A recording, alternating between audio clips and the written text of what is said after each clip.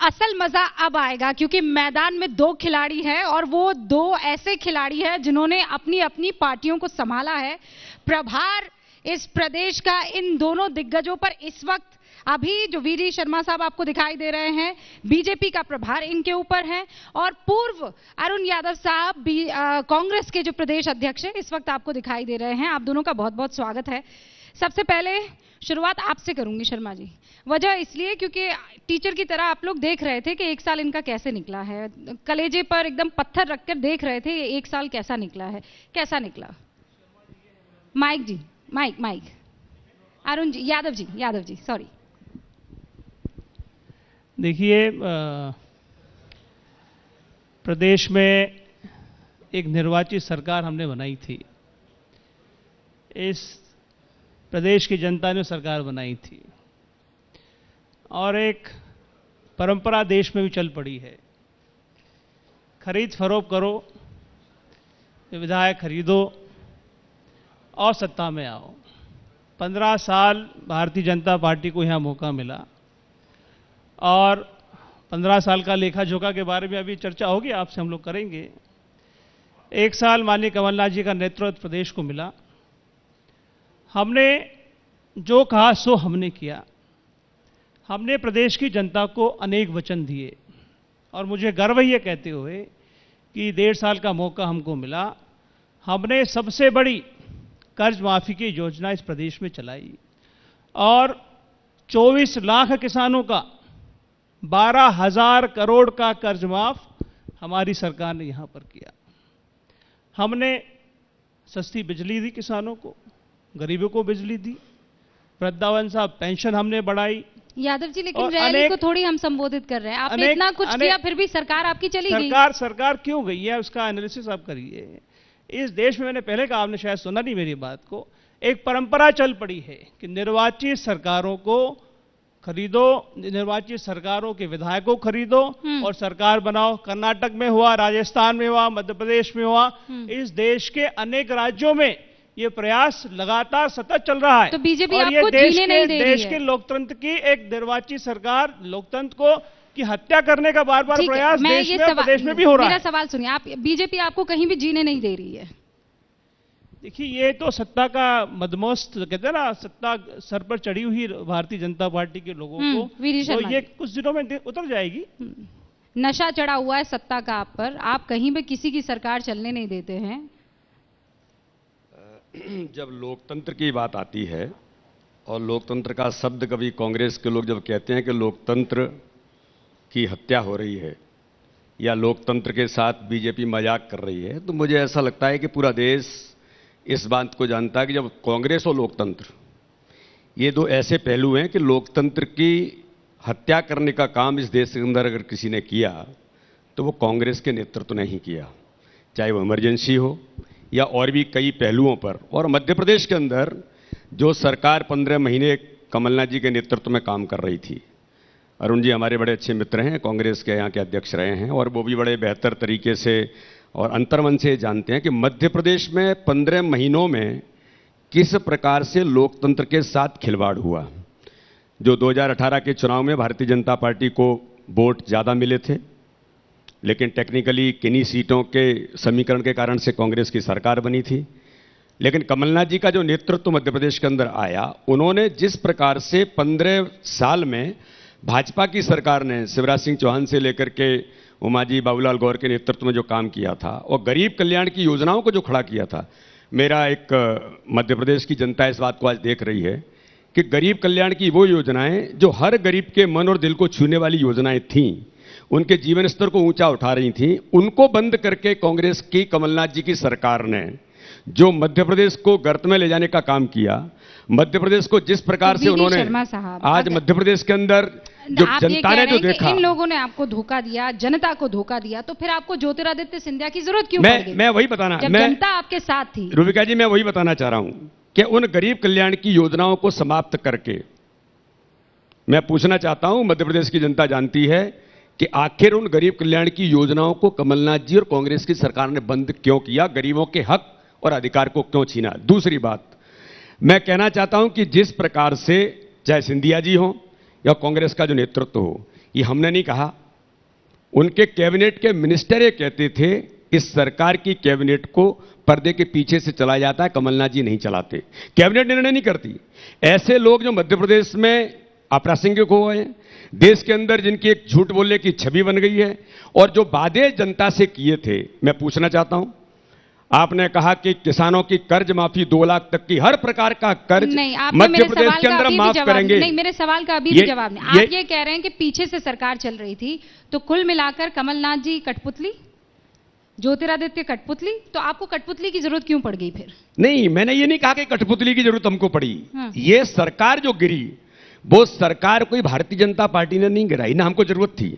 लेकिन मध्य प्रदेश के अंदर जो हो रहा था, जिस प्रकार से वादा खिलाफी किसानों के साथ हुई, जिस प्रकार से नौजवानों के साथ, मैं पूछना चाहता हूं, अरुण जी बैठे हैं, 4,000 रुपए नौजवानों को बेरोजगारी भत्ता देंगे, आज तक क्या हुआ? ये जो घटनाएं हुई, उसके कारण से उमंग सिंगार ने कहा था कि सरकार में भ्रष्टाचार चरम पर है।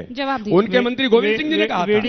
तो ये जो घटनाएं हुई, इसके कारण से सरकार को, उन लोगों को लगा कि मध्य प्रदेश जिस गर्त में जा रहा है, मध्य प्रदेश को बचाने के लिए उन लोगों ने निर्णय किया जो चुन करके आए थे। ये बीजेपी ने निर्णय नहीं लिया। दिग्विजय सिंह ये आरोप लगाकर गए हैं कि ज्योतिरादित्य डिप्रेशन में थे, वो हार को पचा नहीं पा रहे थे। शर्मा जी, ये तो बात आप अच्छी तरह जानते हो कि 2018 में आपकी 15 साल की भ्रष्टाचारी सरकार को इस प्रदेश की जनता ने नकारा। हमारी सरकार बनी, हमको मैंडेट सरकार ने दिया, इन्होंने नहीं दिया, प्रदेश की जनता ने हमको मैंडेट दिया। 2018 में 15 साल की सरकार को हटा के उस मैंडेट से माननीय कमलनाथ जी मुख्यमंत्री बने, एक सरकार चलने लगी, अच्छी चलने लगी, दौड़ने लगी। फिर ऐसी क्या आफत आई कि सिंधिया जी और तमाम लोगों को भारतीय जनता पार्टी में जाना पड़ा, और वीडी शर्मा जी और इनकी पार्टी ने उनको तत्काल ले भी लिया, और एक निर्वाचित सरकार को हाउस ट्रेडिंग करके राज तो आप जानते हैं। मैं वही आपसे बताना चाह रहा हूं कि एक सरकार जो अच्छी चल रही थी, महा घोटाले जो पूर्व की सरकार में किए गए, चाहे वो व्यापम हो, चाहे इन टेंडरिंग हो, चाहे भोजन का घोटाला हो, ऐसे अनेक घोटाले हमारी सरकार में उजागर होने लगे। तब भारतीय जनता पार्टी में बौखलाहट हुई, घबराहट हुई, तब कुछ लोगों के साथ में खरीद फरोख्त करके एक निर्वाचित सरकार को, यहां नहीं, आप ये कह रहे हैं ज्योतिरादित्य सिंधिया को कर्नाटक में हुआ, राजस्थान में हुआ, मध्य प्रदेश में हुआ, अनेक एमपी की बात अनेक राज्यों में प्रयास किया गया। अरुण यादव जी, आप ये कह रहे हैं कि ज्योतिरादित्य सिंधिया को खरीदा है बीजेपी ने? मैं आरोप लगाता हूं, बिल्कुल।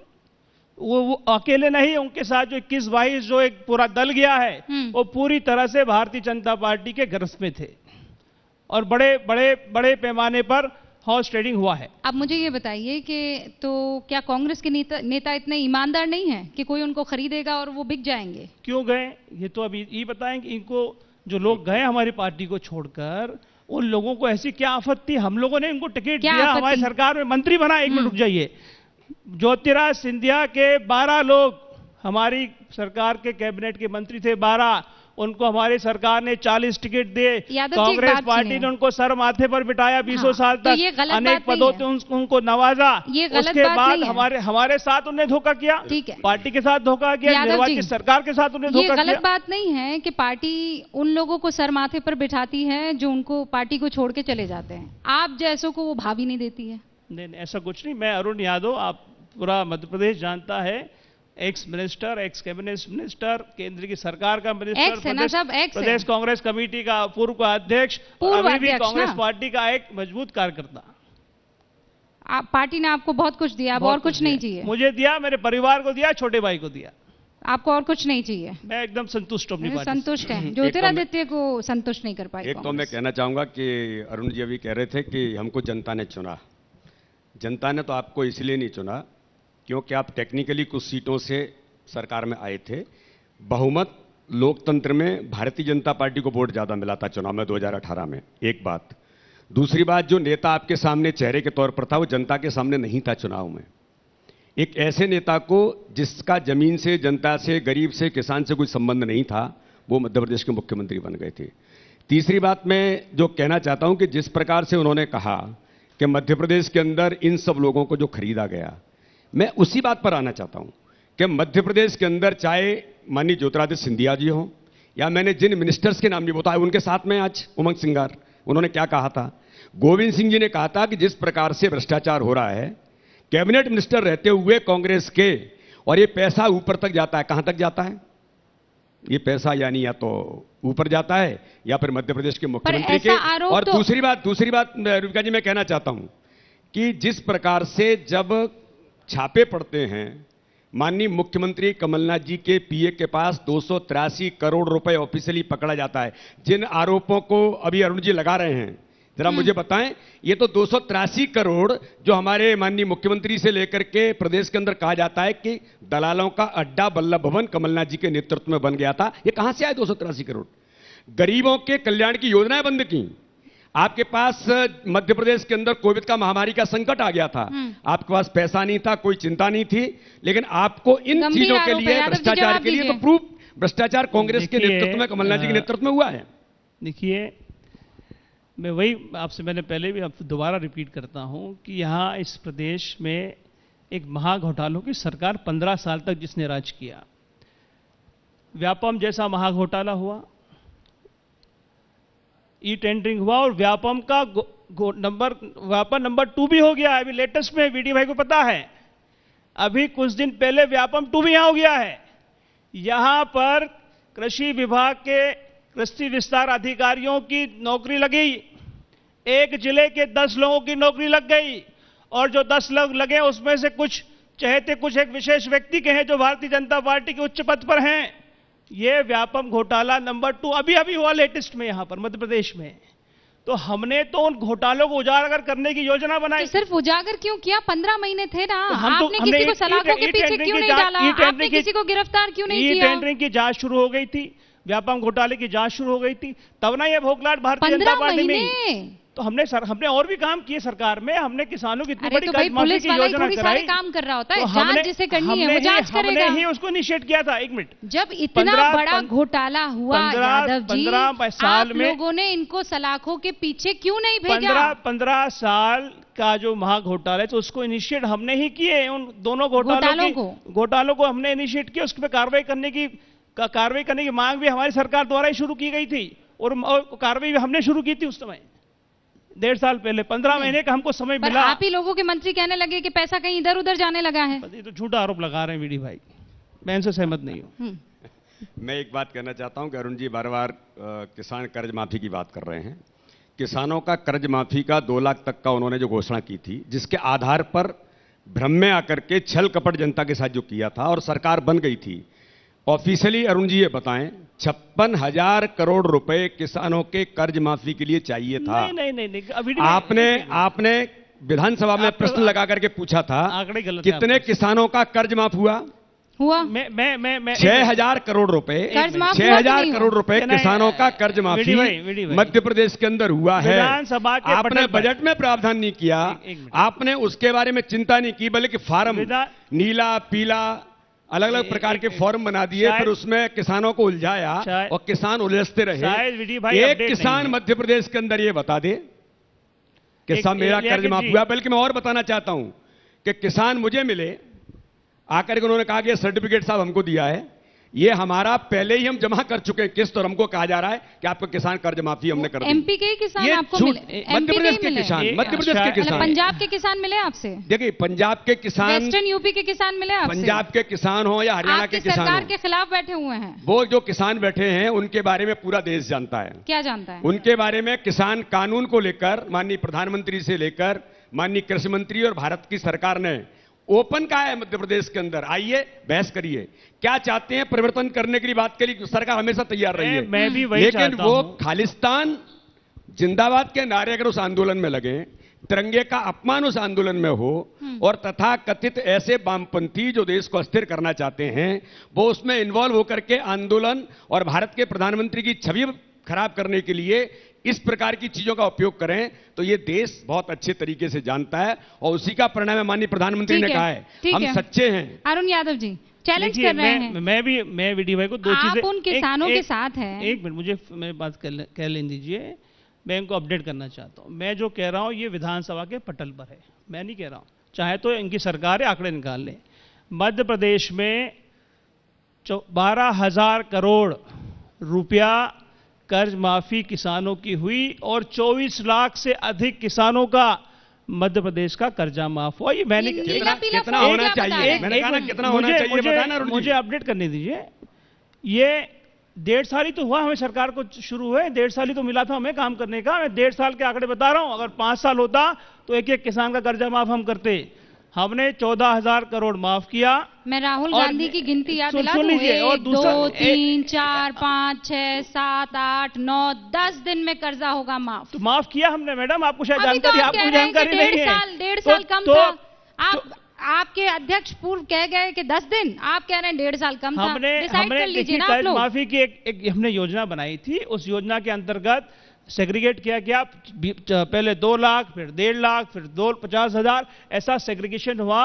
2 लाख से पहले कर्ज माफ किए। को गलत जानकारी थी, 10 दिन में नहीं हो सकता था कर्जा माफ। लेकिन हमने जो कहा सो हमने किया। ये तो कर्ज किसानों की कर्ज माफी की बात भी करने को तैयार नहीं है। इनके मुख्यमंत्री ने और भारतीय जनता पार्टी की सरकार ने तो मना कर दिया, प्रदेश में कर्ज माफी नहीं होगी। आप कर्ज माफ नहीं करेंगे? अरुण जी, भारत के अंदर माननीय प्रधानमंत्री जी ने किसानों के जीवन स्तर को ऊंचा उठाने के लिए, आय दोगुनी करने से लेकर के उन किसानों को हम कैसे सशक्त बना सकते हैं, नहीं कर्जा माफी पर पहले मध्य प्रदेश के अंदर मैं कह रहा हूं, प्रधानमंत्री जी के द्वारा जो प्रधानमंत्री किसान सम्मान निधि मध्य प्रदेश के अंदर 78 लाख किसानों को लाभान्वित किया है। मध्य प्रदेश के मुख्यमंत्री ने 4,000 रुपए किसान सम्मान निधि के माध्यम से मध्य प्रदेश के अंदर, अरे माइक आपका पूछिए। 57 भाई कर्जा माफ होगा, 57 लाख लोगों को 1150 करोड़ रुपए किसानों के खाते में डाला है। पूरे मध्य प्रदेश के अंदर माननीय मुख्यमंत्री कोविड के महामारी के संकट में चौथी बार मुख्यमंत्री बनने के बाद 1 करोड़ 18 लाख रुपए अभी किसानों के और गरीबों के खाते में। अरुण जी, भारतीय जनता पार्टी की सरकार ने उनके जीवन स्तर को ऊंचा उठाने का काम किया है। बस मुझे इतना बता दीजिए, आप लोग इस पे यकीन नहीं रखते हैं कि किसानों का कर्जा माफ होना चाहिए? देखिए, हम किसानों के जीवन स्तर को ऊंचा उठाना चाहते हैं। हाँ, तो इसे सीधी लाइन में बता दीजिए। हम प्रलोभन नहीं देना चाहते। रुबिका जी, मैं यही पूछना चाहता हूं, आपने प्रलोभन दिया कि 2 लाख तक के किसानों का कर्जा माफ करेंगे, तो आपको अगर माननीय सिंधिया जी के नेतृत्व में जिन लोगों ने मध्य प्रदेश को बचाने का काम किया, मैंने गरीब कल्याण की योजनाओं की बात की, जवाब दें क्यों बंद की? संबल योजना से लेकर के ऐसे गरीबों के, अरे लाडली लक्ष्मी जो कन्यादान योजना जिसमें हम 25,000 रुपए देते थे बेटियों के लिए, भांजियों की शादी के लिए, माननीय मुख्यमंत्री ने कहा था 51,000 देंगे।